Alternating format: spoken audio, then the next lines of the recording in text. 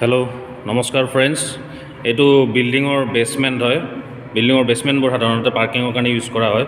আৰু ইয়াতে দেখিছে আপোনালোকে পানী, এই পানীবোৰ একচুৱেলি বাহিৰৰ পৰা বৰষুণৰ পৰা অহা পানী নহয়, এইটো জমা হৈছে গ্ৰাউণ্ড ৱাটাৰ পানী।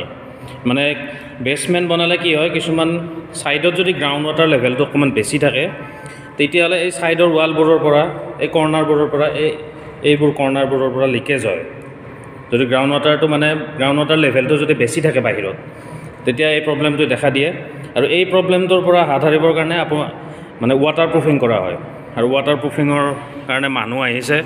এতিয়া ৱাটাৰ প্ৰুফিং কেনেকৈ কৰা হয় আপোনালোক দেখুৱাই আছোঁ ৰ'ব। এইটো কাৰেণ্টৰ পইণ্ট হয়, ইয়াৰ পৰা এনেকৈ কাৰেণ্টৰ কানেকশ্যন লৈছে। এইফালে আছে আপোনাৰ এই ব্ৰেকাৰ মেচিনটো, এইটো ব্ৰেকাৰ মেচিনটো হয়। এই ব্ৰেকাৰ মেচিনৰ সহায়ত এই কৰ্নাৰবোৰ এনেকৈ ভাঙি লোৱা হৈছে, তাৰ পৰা এনেকৈ কৰ্নাৰবোৰ ভাঙি লোৱা হৈছে।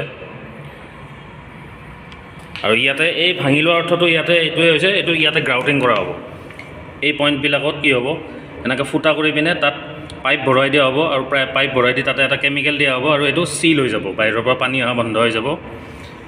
এতিয়া এই মেচিনটো চলাই আপোনালোকক দেখুৱাই আছোঁ।